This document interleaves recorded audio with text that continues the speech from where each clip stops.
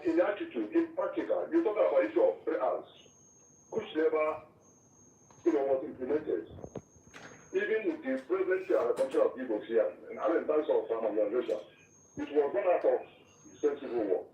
So whoever is telling you that the Igbos or the East African was not spirit to the bigger line. So if it's prejudice about the way people come to social media to comment or to brag about this, I mean, it's surely emotional. I mean, it's emotive. It's too much emotional in saying that.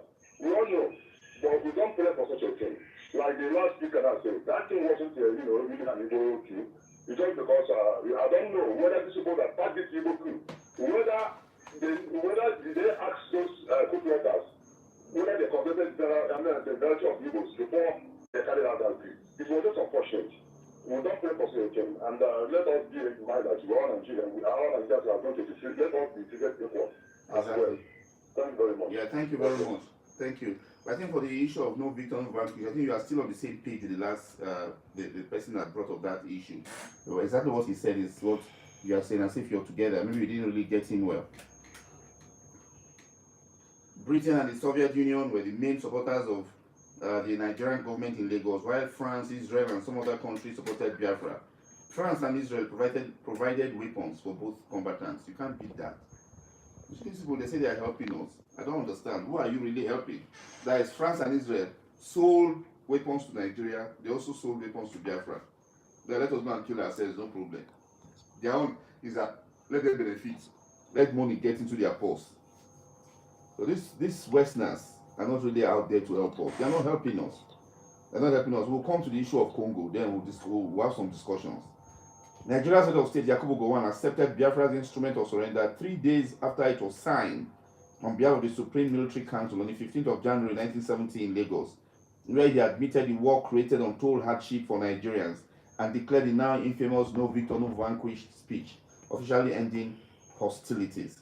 Now let us just look at the trip to Lagos, how everything was done. Let us listen to our head of state then, General Yakubu Gowon, what he said and what he had to say when the party, the Biafran party, led by General Philip Effiong, the acting Biafran commander-in-chief, arrived Lagos. What the head of state, Yakubu Gowon, had to say while welcoming them at Jordan Barracks.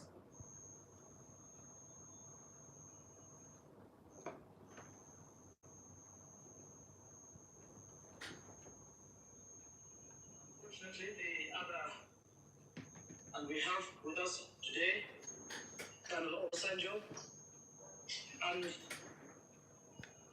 unfortunately the other field commanders are not able to be with us at this moment.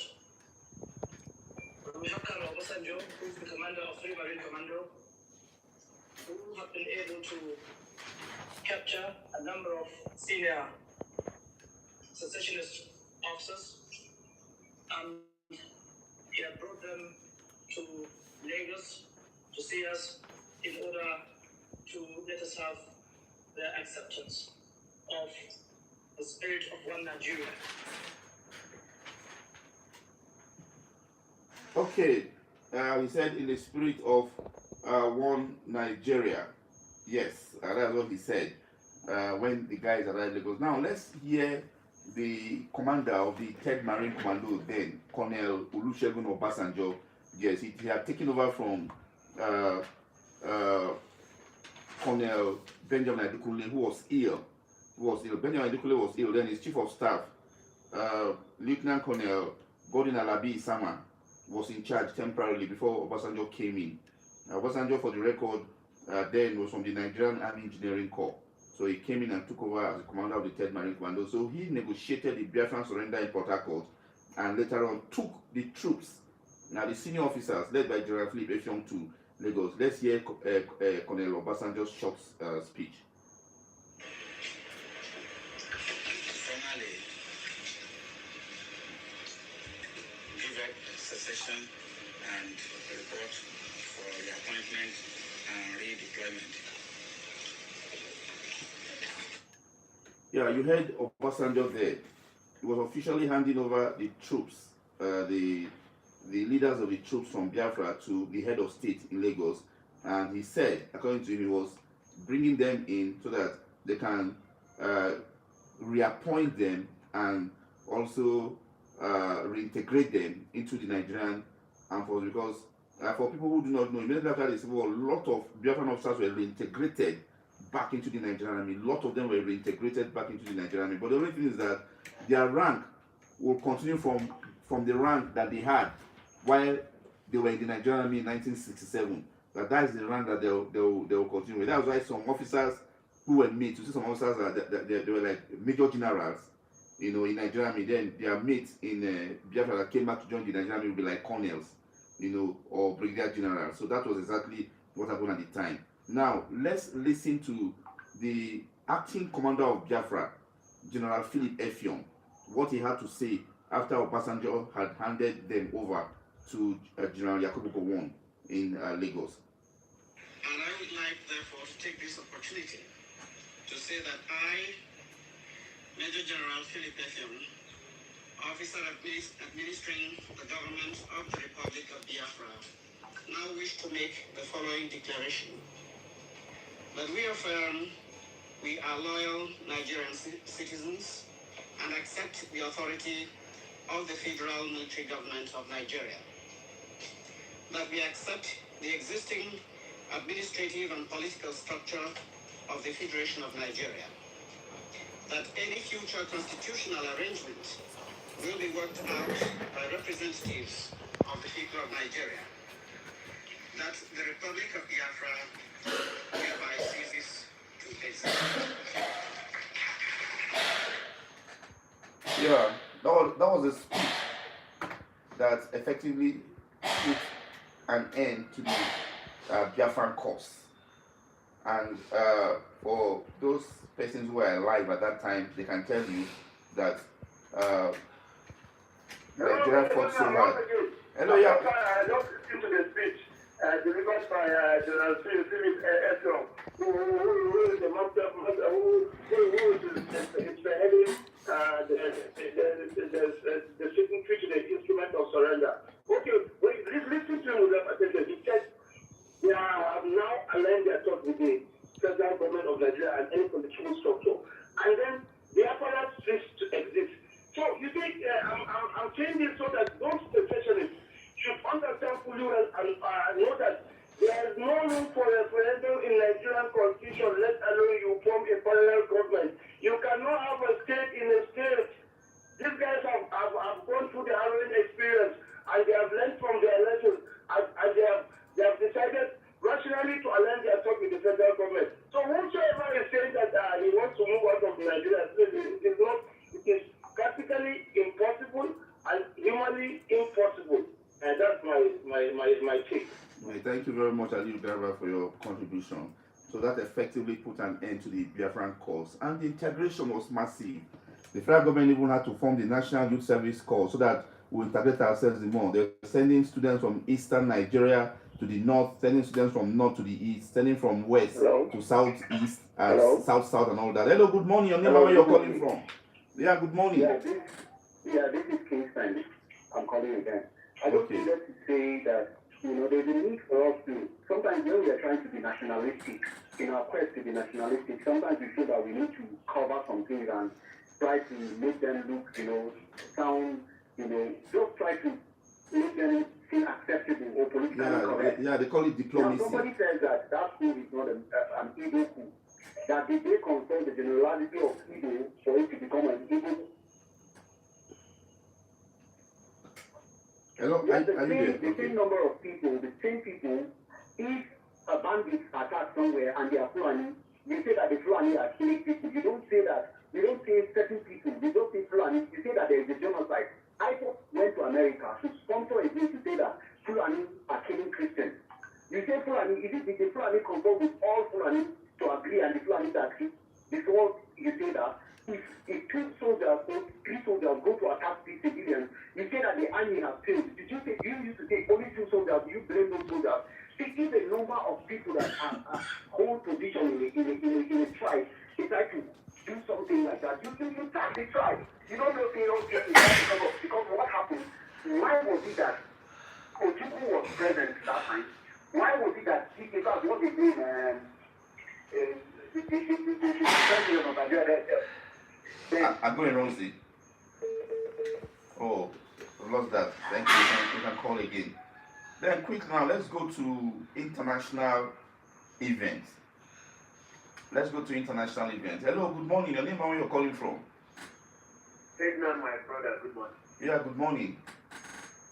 This is Mr. Joshua. Oh, hey, Jude Sat. You're welcome to the show. A long time no here. Hello. God bless you, my brother. Now you avoid me now. I just hear your voice. I say, make I just highlight you. You avoid me now. Now you avoid me. And then God bless you, bless your family. Thank you very much. Amen. Thank you very much, Jude Sat. So now let's look at international events. Let's look at international events. On the 15th of January 2009, the most miraculous ditching in aviation history occurred when a pilot ditched a massive passenger airliner that lost both engines 2 minutes after takeoff in the Hudson River, saving the lives of all 155 persons on board. United States Airways Flight 1549, a massive Airbus, collided with birds less than 2 minutes after takeoff, losing both engines mid-air. But the pilot miraculously ditched the plane safely in the Hudson River, saving the lives of all 155 passengers and crew members on board in what is today known as the Miracle of the Hudson. Hello, good morning. Your name and where you're calling from? Good morning. Yeah, good morning. Good morning, my brother. Ferdinand. Yeah. This is a radio senator. Okay, Radio Senator, you're welcome to the show. Carry on. Yes, my brother. You see, I just want to make some comments or clarifications of this issue of integration after the Civil War. Yeah. My brother, it is not only political. The integration is real. And I have my reasons for saying that. And it is very clear to all of us. You make mention in 1973, the introduction of National Service Corps. It was part of that statement to integrate within Nigeria. That's where someone from the north can go to the other side and south. Someone from there can go to the other side and south. And my brother, if you look at that also in 1978, when the ban of political association was lifted, you understand? In 1979, political associations were formed. The winner party, NPN, made a person from the Southeast and the vice president. Dr. Alex Ekweme. Dr. Alex Ekweme, who is vice president, is the second highest office holder in Nigeria. So people that they were elected and made them vice president. Not stopping at that. The Federal House of Representative Speaker was an Igbo man. He is the person of Honorable Edwin Mbum. Is it getting what I'm saying? Yes. In 1982, the warlord later was pardoned and allowed to combat, and he was reintegrated into a political party. It was tested for election, its next election. And the president of the Senate was from Cross River, right? The deputy president was from Plateau State. He has died now. Somebody has forgotten his name. And the deputy president of the Senate was from Plateau. Yes, it was from Plateau. There was some. You understand? So this is a purely political, it's not only political, but you can see from that statement. It was a just statement and it was made and it was acted upon. What are we talking about? We have been in the last of the in major position after the Civil War. So what are we saying? We should not go back to Egypt again. We should move ahead. That's we should speak something that will encourage all of us to move ahead. And we are not happy with that.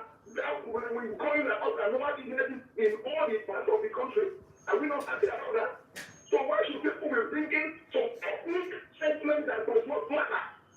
If politicians are talking, why should we be following them? We should caution, even if the politician is making that statement, we should caution that person because it is not good at all. Those who witness such what happened that way, we never want that kind of thing in life. At all, not at all. I think this program should be an education program that people should learn not to make comments that destabilize oneself.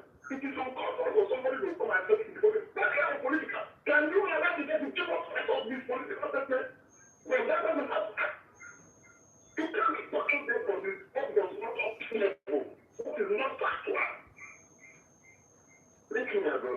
Thank you very much. The Airbus, which in the climb out after takeoff from the New York City's LaGuardia Airport, struck a flock of Canada geese just northeast of the George Washington Bridge and consequently lost all engine power. Hello, good morning. Your name and where you're calling from? Hello, good morning. Yeah, good morning. I'm St. Johnson. I'm calling from Zaria. Okay, St. Johnson from Zaria, you're welcome to share your contribution quickly. Yes, I want to appeal to Nigerians to forget about what happened in 1960s and 70s. Yes. If we keep on remembering the past, I tell you, and I will continue to tell you that this nation will never move forward. Let us learn from Rwandan experience. They have put that behind them, and they are forging ahead. And that is it. So going back will not help us. Let us unite and form a formidable force as a nation. And God will continue to bless us. Amen. Thank you very much. Thanks a lot for your contribution. Unable to reach any airport, pilots Chesley Sullenberger and Jeffrey Skiles guided the plane to a digging in the Hudson River of Midtown Manhattan.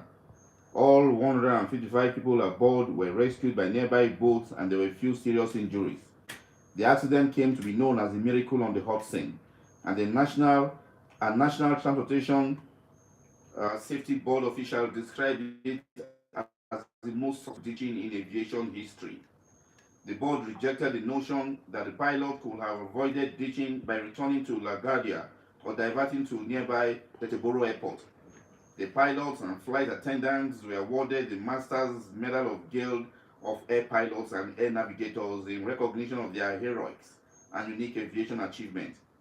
The pilots were hailed for their own imaginable achievements.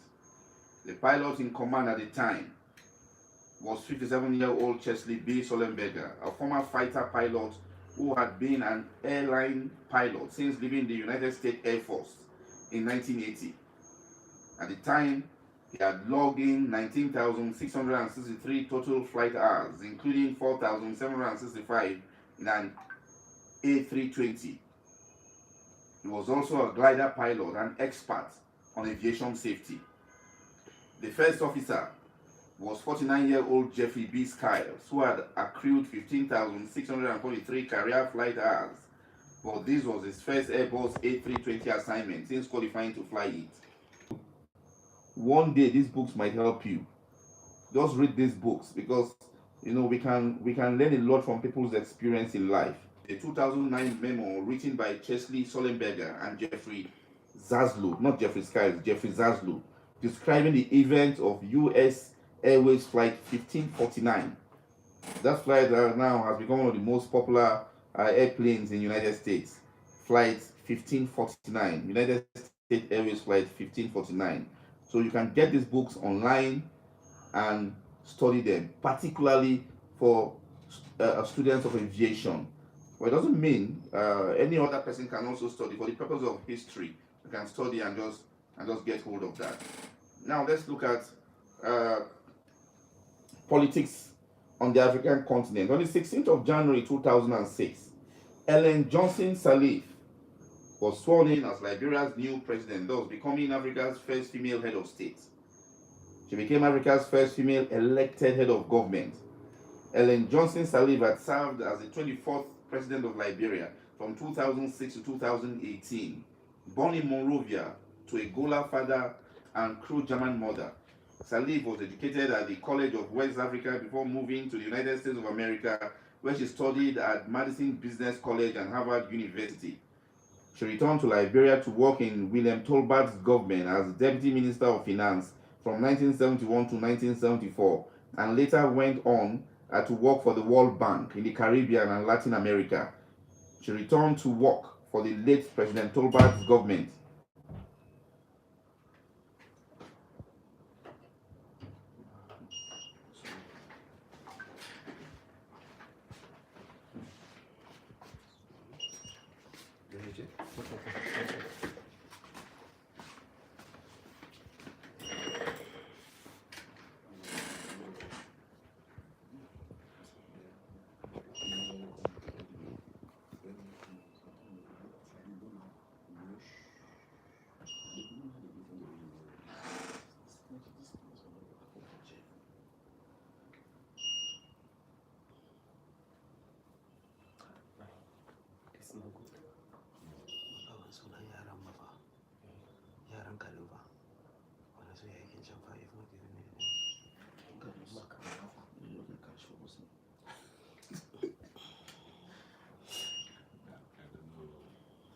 sales of social media. We are looking for cash. We are looking for cash. When I send cash,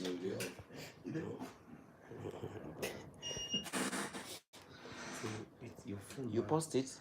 When you post it, the thing, the same temperature, the way it's in CO2, the show. Let I go off by itself. Heat. You see, you know one of the greatest challenges we face on this country is Wait. refusing to tell ourselves the truth. Wait. Baba, May I call you this? see Nigeria can never be one. There's nothing you can do. How can you tell me that people in Nigeria cannot wait? Some different people believe on different religion, practicing what their religion is telling them. These people is practicing what their religion is telling them. Right from a child, as they're taking you, they're telling that this person is your enemy. Sorry, the battery don't run down for the solar. And this will not. That means we don't end with that. That means the roof will continue. Program not finish.